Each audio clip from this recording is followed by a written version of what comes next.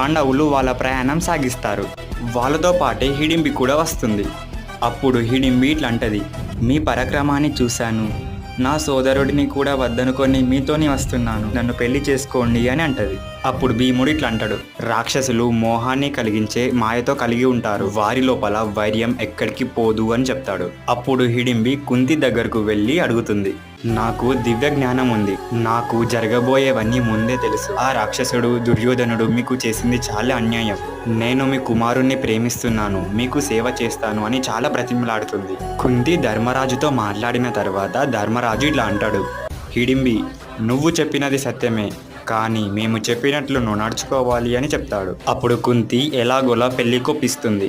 అప్పుడు భీముడు హిడింబితో ఇట్లా అన్నాడు, నిన్ను పెళ్లి చేసుకుంటాను, కానీ నీకు కొడుకు పుట్టేంత వరకే నీ దగ్గర ఉంటాను అని భీముడు అంటాడు. దానికి హిడింబి ఒప్పుకొని చాలా సంతోషపడుతుంది.